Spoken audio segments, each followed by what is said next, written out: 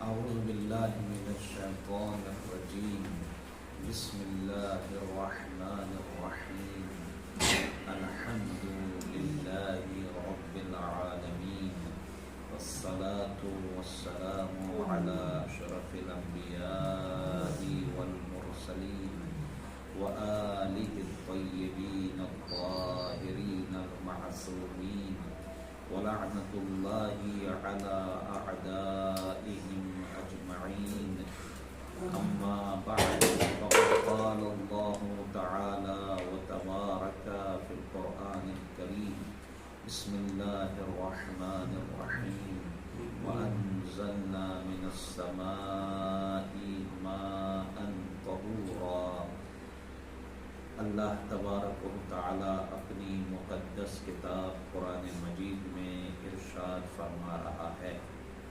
کہ ہم نے بلندیوں سے ایسا پانی نازل کیا کہ جو خود پاک ہے اور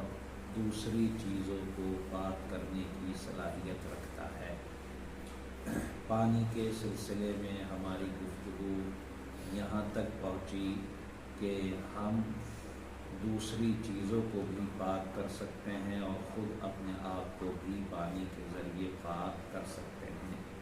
اپنے آپ کے سلسلے میں وضو کی ہم نے گفتگو کی۔ آج ہماری گفتگو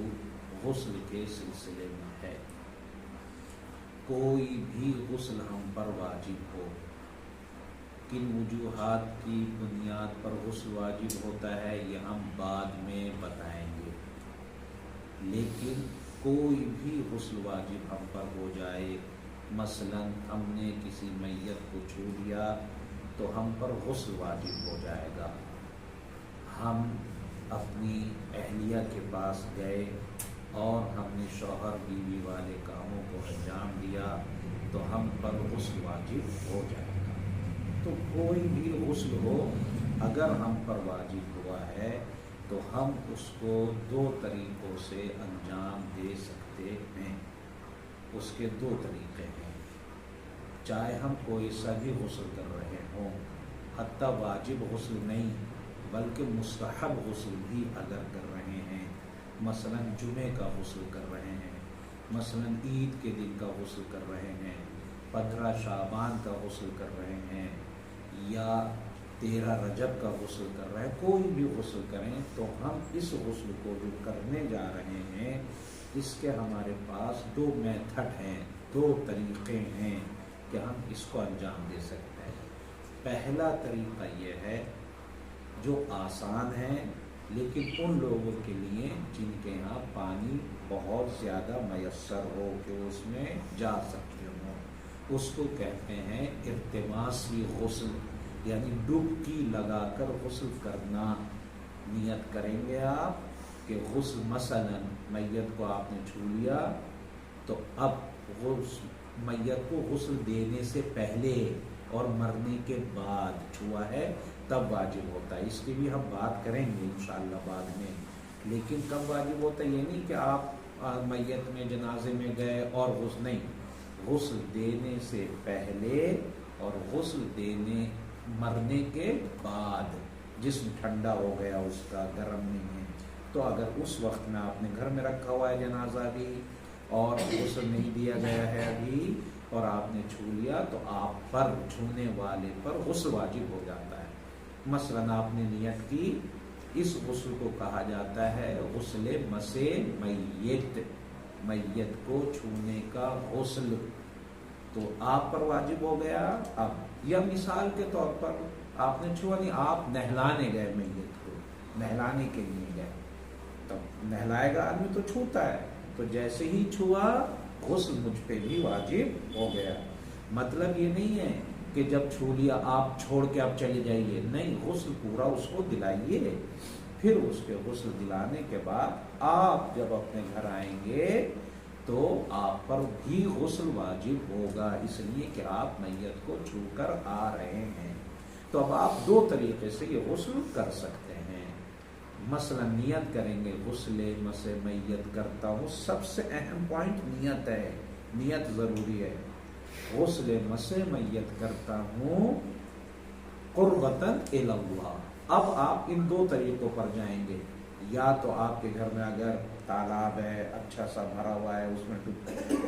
ڈبکی لگا کے، یا سوئمنگ پول میں جا کے آپ غسل کرنا چاہتے ہیں، یا تالاب میں جا کے غسل کرنا چاہتے ہیں، تو نیت کی، لیکن ایک لفظ بڑھا دیں گے کہ ڈبکی والا غسل، یعنی یہ غسل مس میت کس طریقے سے کر رہا ہوں، ڈبکی لگانے والا، ارتماسی، یہ ضرور بڑھائیں گے ذہن میں کہ کون سے طریقے کو آپ لے کر آگے بڑھ رہے ہیں۔ آپ نے یہ نیت کی اور جائیں گے، اس میں نکل کے آ جائیں گے، غسل ہو گیا، ختم ہو گئی بات، چھٹی۔ ہاں لیکن یہ بھی بات یہاں پر میں ذکر کر دوں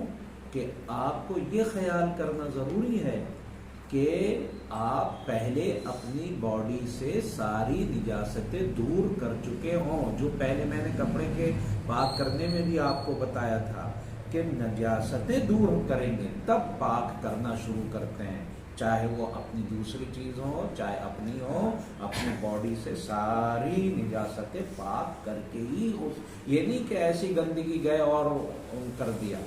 اپنی نجاستیں پاک کر کے نیت کر کے غسل التماسی کرتا ہوں، غسل مس میت التماسی کرتا ہوں قربتاً اللہ، اور کود کے باہر نکل کے آ گیا، آسان غسل کیا ہو گیا آپ کا، اللہ کو پسند۔ دوسرا طریقہ کیا ہے، ارتماسی کے بعد ایک طریقہ ہے ترتیبی، ایک طریقہ یہ ہو گیا ارتماسی ڈبکی والا، ایک ترتیبی ہے۔ ترتیبی کیا، جو عام طور سے گھروں میں ہم سب کرتے ہیں، عام طور سے گھروں میں کرتے ہیں کہ آپ نے جسم کی نجاستوں کو دور کیا اگر لگی ہوئی ہیں، اس کے بعد پھر شاور سے، بوٹل سے، مگھے سے، کسی بھی چیز سے آپ نے نیت کی کہ غسل مس میت، فار ایگزامپل مس میت، ورنہ جو غسل ہے اس کا نام لیں گے آپ، مثال کے طور پر میں مس میت کہہ رہا ہوں، ورنہ جو غسل ہے، جنابت اگر واجب ہوا تو جنابت کا نام لیں گے، مس میت ہے تو مس میت کا نام لیں گے، اگر جمعے کا غسل کر رہے ہیں تو جمعے کا نام لیں گے، جو غسل ہے اس کا نام لیں گے کہ وہ والا غسل کرتا ہوں ترتیبی یعنی ترتیب کے ساتھ کرتا ہوں قربتاً اللہ، اور مگھے سے یا پائپ سے یا شاور سے یا کسی بھی طریقے سے آپ اپنے سر پہلے، سب سے پہلے سر، چہرہ، گردن وغیرہ پر پانی پہنچا دیں گے، پھر رائٹ ہینڈ سے شروع کریں گے، رائٹ ہینڈ یہاں بغل وغیرہ پورا، ہاتھ، انگلی وغیرہ پورے میں مگ سے، پائپ سے پہنچا کے نیچے تک ایک حصہ پورا دھو دیں گے، یہ نہیں کہ آدھا حصہ دھوئیں اور پھر نہیں، پورا پیر کی انگلیوں تک، سرے تک پورا دھو دیں گے، تھوڑا تھوڑا سا ادھر بھی کر لیں گے تاکہ کوئی حصہ نہ چھوٹنے پائے، تھوڑا پیٹھ پہ بھی ادھر کو، تھوڑا ادھر کو، پھر ایسے ہی یہ والا حصہ دھو دیں گے پورا نیچے تک، پیر کی انگلیوں تک پورا دھو دیں گے، یہ ہمارا غسل ہو جائے گا غسل ترتیبی، یعنی اسٹیپ بائی اسٹیپ، ایک کے بعد ایک، پہلے سر، گردن، پھر ہاتھ، پھر یہ والا ہاتھ، آپ کا غسل ہو گیا۔ اس طریقے سے یہ ایک مرتبہ واجب ہے، 3 مرتبہ کرنا مستحب ہے، ایک مرتبہ واجب، لیکن کیا ہے واجب، یہ نہیں کہ 3 مرتبہ آپ فوراً پہلے سر کو دھو لینا، پہلے شروع کر کے پورا کر لیا، ایک مرتبہ ہو گیا، پھر دوسرے مرتبہ پورا کر لیا، پھر تیسرے مرتبہ پورا کر لیا، ایک مرتبہ واجب ہے، 3 مرتبہ اگر آپ ڈالیں تو آپ کو ثواب مل جائے گا۔ تو یہ کام انجام دے کر ہم پر جو واجب تھا وہ ہم نے انجام دے لیا۔ اب یہی 2 طریقے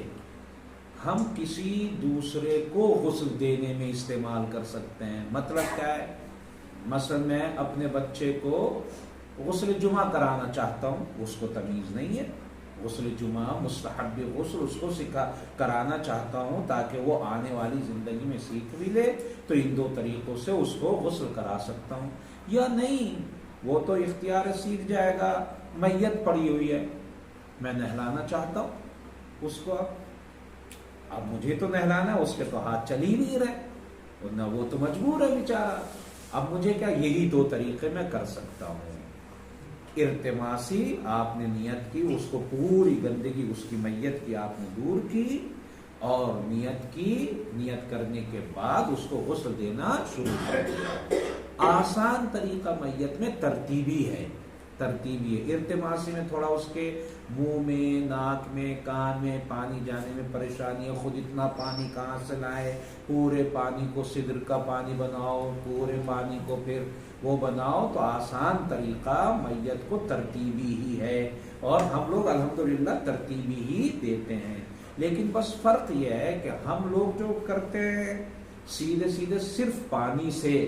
اپنے آپ کو پاک کر لیتے ہیں، ہمارے لیے یہ حکم ہے۔ لیکن جب ہم میت کو نہلا رہے ہیں تو 3 غسل واجب ہوں گے، 3 غسل ہم دیں گے، ٹھیک ہے، 3 غسل دیں گے۔ پاک کرنے کے بعد اس کو 1 مرتبہ صابن وغیرہ سے نہلانے کے بعد 3 غسل دیں گے۔ 3 غسل وہ آپ لوگ جانتے ہیں، ایک کافور والا، ایک سدر والا بھیڑ والا، اور ایک پورے عام پانی سے جس سے ہم کرتے ہیں نارمل پانی سے۔ ویسے ہی طریقہ ہے جیسے میں نے ابھی بتایا ہم لوگوں کو، کہ ایک آدمی، 2 آدمی عام طور سے 2 یا 3 لوگ ہوتے ہیں، پہلے سر کو پانی پہنچا دیں گے، تینوں جتنے غسل ہیں، کافور والا ہو یا سدر والا ہو، بیری والا ہو یا لاسٹ میں پانی والا ہو، تینوں میں پہلے پورے اس کے سر کو ایک آدمی تھوڑا سا اٹھا لے گا، دوسرا آدمی پانی ڈال دے گا، پھر ادھر تھوڑی سی باڈی اس کی گھما دیں گے ہلکے سے، یعنی کہ پورا کرمٹ دلا دیں، پورا تھوڑا سا ہلکا سا اٹھا دیں گے دائیں ہاتھ، اور پورا یہاں سے ڈالنا شروع کریں گے پیر تک، اور اسی طریقے سے پھر ایک آدمی ادھر سے باڈی کو تھوڑا اٹھا دے گا، پھر دایاں لیفٹ ہاتھ کو یہاں سے لے کے یہاں تک۔ یہ آسان طریقہ غسل کا ہے، جو الحمدللہ آج ہم نے پانی کی بحث تقریباً مکمل کر لی ہے۔ کچھ سوالات، کچھ جوابات اگر رہے تو آئندہ بھی بحث کریں گے، ورنہ پانی کی بحث آج ہم نے ختم کر دی۔ کوئی نیا پوائنٹ اگر ہمارے پاس ہوگا تو نیکسٹ جلسے میں، نیکسٹ منڈے کو ہم وہ بیان کر کے آ جائیں گے زمین کے اوپر انشاءاللہ۔ والسلام علیکم ورحمۃ اللہ وبرکاتہ۔